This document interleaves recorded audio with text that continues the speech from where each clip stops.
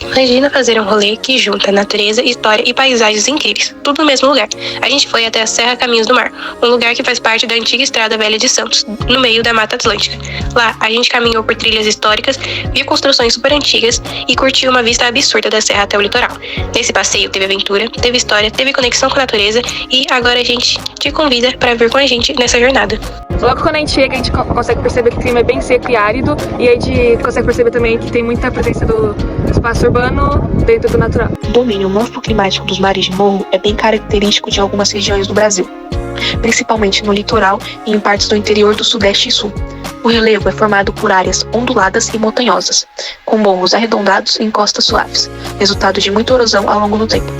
O clima que predomina nessa área é o tropical úmido, com bastante chuva durante o ano, principalmente no verão. Já em regiões mais altas, como a Serra do Mar, o clima pode ser o tropical de altitude, com temperatura mais amenas. A vegetação original dessa região é a Mata Atlântica, que é muito rica em biodiversidade e tem árvores altas e verdes. Infelizmente, grande parte dessa vegetação foi desmatada com o tempo, mas ainda existem áreas preservadas em alguns parques. Ao observar a região da trilha Caminhos do Mar, é possível notar um forte contraste entre a paisagem natural e a paisagem urbana. De um lado, temos a presença marcante da Mata Atlântica, com sua vegetação densa, relevo acidentado e clima úmido. Do outro lado, vemos como a ocupação humana foi transformando o espaço com construções, estradas e marcas de desenvolvimento urbano, especialmente com o crescimento de cidades próximas, como São Paulo e Santos. Os vestígios da ocupação humana ficam evidentes no monumento históricos, no calçamento de pedras da estrada original e nas marcas deixadas pela engenharia da época. Esses sinais mostram como o ser humano interagiu com o ambiente, buscando adaptar a natureza às necessidades de transporte, comércio e ligação entre regiões importantes do país. A escolha geográfica da região para a construção das primeiras estradas, como a Estrada Velha de Santos, se deu principalmente por fatores estratégicos. A serra ligava o litoral, onde estava o Porto de Santos, ao Planalto Paulista, que já era um centro comercial e populacional em crescimento. Mesmo com as dificuldades do relevo íngreme e úmido, as regiões eram essenciais para o escoamento de produtos como o café, além de facilitar o deslocamento de pessoas e mercadorias. Os povos indígenas e afro-brasileiros tiveram um papel e ainda têm um papel muito crucial na construção da identidade cultural, social e histórica no Brasil. Suas contribuições vão muito além que normalmente é ensinado nas escolas, ou lembrado nas datas comemorativas que a gente tem hoje em dia. Elas estão presentes no idioma que falamos, com inúmeras palavras de origem tupi e africana, na culinária típica, na medicina popular, nas manifestações artísticas, nas religiões, nos modos de viver, plantar, curar e se relacionar com a natureza, e tudo isso forma um patrimônio humano-cultural riquíssimo que faz parte hoje do que somos. No entanto, quando a gente fala sobre referências históricas exaltadas, ainda é comum vermos um foco maior na memória portuguesa ou europeia. Isso acontece porque durante muito tempo a história oficial do Brasil foi contada pelos colonizadores ou por seus descendentes, que escolheram a visibilidade das suas próprias conquistas, figuras e tradições. Já os povos indígenas e africanos foram silenciados, marginalizados ou retratados de forma estereotipada, mesmo tendo sido fundamentais para a formação do nosso país. Essa valorização desigual contribui para a invisibilidade de culturas que sempre resistiram, criaram e ensinaram.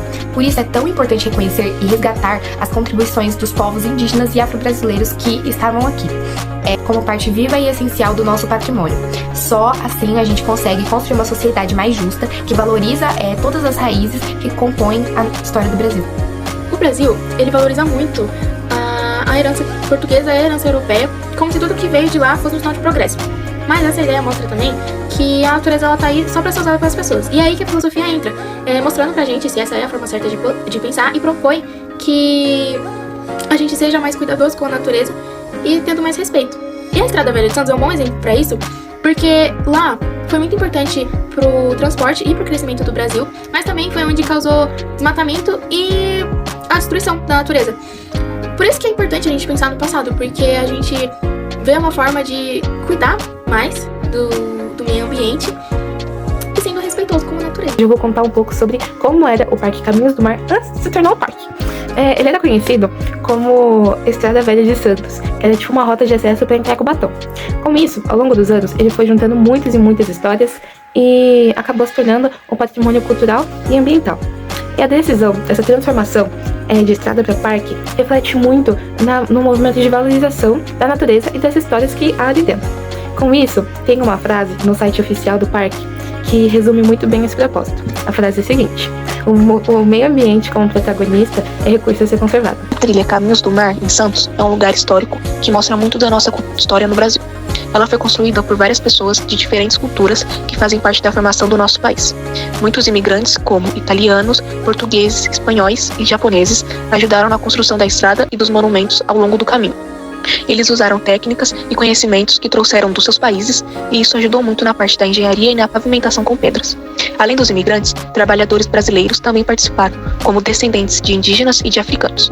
Mesmo que muitos deles tenham trabalhado em condições difíceis, foram essenciais para que a trilha fosse construída. Por isso, dá para dizer que a trilha Caminhos do Mar é um exemplo de como várias culturas ajudaram a construir o Brasil. O Paranampiacaba, localizada no início da serra, era o ponto de parada para o resfriamento dos carros durante a viagem pelo Caminhos do Mar e contava inclusive com quartos para hospedagem de viajantes.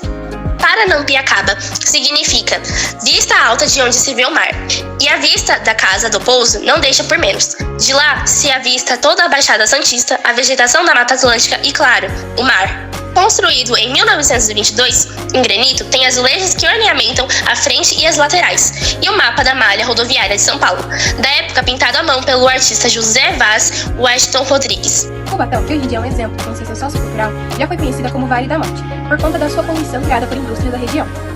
Assim, Cubatão era uma das cidades mais ricas do Brasil, e não se preocupou com o meio ambiente e com os danos que isso ia criar com os poluentes.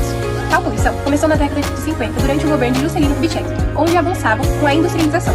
Isso fez com que as empresas fossem criadas perto do Porto de Santos, um lugar que recebia e mandava mercadorias e matérias-primas. Durante esse tempo, todas as indústrias foram invasivas e não se preocuparam nem os empresários nem o próprio governo com o meio ambiente. Assim, por elas renderem bilhões ao ano, continuaram com a emissão de petróleo, petroquímicos, fertilizantes, entre outros poluentes no ambiente. É importante lembrar que esta poluição aconteceu antes de 1976, em que se foi estabelecido uma lei em que não se pode construir uma indústria que seja invasiva ao meio ambiente. Assim, por não existir essa lei, os poluentes eram jogados ao ambiente e a Companhia de Saneamento Ambiental de São Paulo registrou que foi descartado 33 toneladas por mês no ambiente, fazendo com que o ar de Cubatão seja denso, com um cheiro forte e com cor. Mas o governo só foi tomar as devidas precauções e decisões para intervir com essa poluição quando os números chegaram a ser alarmantes. Como, um exemplo, em 1981, ao início de 1982, que nasceram cerca de 1.800 bebês. 37 desses bebês já nasceram mortos e o restante todos possuíam alguma doença respiratória por conta do ar, que não era algo que era próprio para ser respirado. Esse acontecimento fez com que a ONU alarmasse o mundo sobre a poluição e usasse Cubatão como um exemplo que não deve ser seguido nunca. Quando o governo percebeu a situação que Cubatão se encontrava, chamou a Companhia Ambiental de São Paulo, que fiscaliza e monitora as atividades potencialmente poluidoras, e também teve o apoio do Ministério Público Estadual e Federal. Por meio de diálogo com as empresas e os empresários, o governo ele fiscalizou e utilizou de projetos para acabar com essa poluição. Para retirar essa poluição, foram 3 bilhões de dólares gastos em vários filtros das empresas para filtrar o gás que é soltado. Também utilizaram filtros nas águas e despoluíram os rios e os riachos presentes ao redor. De acordo com uma entrevista dada para a Globo, por meio de um representante de Cubatão, Cubatão recuperou 98% dos poluentes e ele foi considerado pela ONU e pela Eco 92 um exemplo de recuperação ambiental. A Calçada do Lorena tem o seu nome devido à homenagem ao governador da província de São Paulo da época, Bernardo José Maria de Lorena, que foi considerado o governador que mais trabalhou em benefícios da província. A obra é um memorial com painéis de azulejos laterais que ilustram cenas da época do Império no século de 1701 até o ano de 1800, como tropeiros e mulas carregando mercadorias. Em frente ao monumento, há também um trecho de macadame, o tipo de pavimento usado nas estradas nos anos de 1910. Ela foi a primeira via pavimentada do país, construída em 1790 e tendo sua conclusão 2 anos depois, em 1792. Ligação do litoral ao Planalto, em média de 700 metros do nível do mar, para escoamento de mercadorias e viagens. Sua maior dificuldade era devido ao trajeto escorregadio e grêmio, já que as pedras da calçada eram retiradas de rios e cachoeiras e trabalhadas de formas rústicas. O Rancho da Maioridade, na década de 20, foi construído como uma parada de descanso no meio da serra, a qual se deu esse nome em homenagem à antecipação da maioridade de Dom Pedro II. A casa em granito de 2 andares possui painéis de azulejos pintados que ilustram figuras importantes para a evolução rodoviária da época e a esfera armilar, objeto do estudo astronômico usado pelos navegadores da época como bússola. Dela se vê a Baixada Santista e o complexo industrial de Cubatão. Tipo de energia que a gente viu no nosso passeio do Parque Caminhos do Mar. Lembrando que no dia que a gente foi, o dia estava ensolarado, estava um pouquinho quente e o céu estava limpo. Bom, a gente observou 7 tipos de energia. Eles são luminosa, térmica, energia cinética e química, potencial gravitacional, elétrica e estática. Logo de cara, quando a gente entrou no parque, a gente já sentiu a presença da energia solar, ou seja, a energia térmica, porque a gente sentiu o calor, e o calor do chão também, e a energia luminosa com a luz do sol. Quando a gente estava caminhando ou subindo nossa trilha, o nosso corpo utilizou a energia química dos nossos alimentos para poder produzir energia cinética, que é a energia do movimento, pra gente andar, né? E quando a gente estava na parte mais alta, assim, tipo nos mirantes, a gente estava com um pouco de acúmulo de energia potencial gravitacional. Ou seja, se alguma coisa caísse dali, ela ia virar energia cinética, que é energia do movimento. Agora, sobre as duas últimas energias. A elétrica, a gente estava usando os nossos celulares e as câmeras também, para fotografar toda a parte do passeio. E a estática é porque em alguns movimentos, quando a gente está andando bastante, pode surgir energia estática por conta da fricção de roupas ou com objetos também. Agora eu vou falar um pouco sobre as transformações de energias que aconteceram durante o passeio. Como eu disse, tiveram 7 energias que a gente pôde observar. Ou seja, teve bastante interação e conexão entre todas. Agora, uns exemplos são o Sol, no calor no corpo, que seria a energia luminosa e térmica, o alimento e o movimento, que seria a química e a cinética, a subida e a descida, que seria a potencial e a cinética, ou seja, tá tudo conectado e tá mostrando como a natureza e o nosso corpo troca as energias. A industrialização no Brasil pode ser considerada como um processo tardio, por ter começado no século XIX e finalizar no começo do século XX. O processo de industrialização foi dividido em 4 fases. A primeira fase é dividida em 1808 e é predominante os engenhos do sul. A segunda fase foi de 1808 a 1929, quando criou-se as primeiras manufaturas do Brasil. A terceira fase vai de 1930 a 1955 e é marcada pela criação das principais indústrias básicas, com investimento em infraestrutura, além de ser marcada a substituição das importações. A quarta fase começou em 1956 e seu marco foi a entrada do capital estrangeiro no Brasil, além da internacionalização da economia e as indústrias brasileiras começarem a ganhar força. O transporte veio logo após a industrialização. Com o aumento das indústrias e do seu produto, isso fez com que tenha a necessidade de mais meios de transporte. A industrialização e o transporte teve algumas consequências, como, por exemplo, a população, que teve que se locomover de onde estava, as comunidades de animais, que tiveram que se desfazerem e sofreram muito para sobreviver, o ecossistema, que teve um desequilíbrio e foi alterado por conta da poluição das empresas, os fatores bióticos, que afetaram diretamente os habitats naturais dos animais, e os fatores abióticos também sofreram, que foi a poluição na atmosfera, no solo e nas águas. Das relações da natureza no Parque Caminhos do Mar.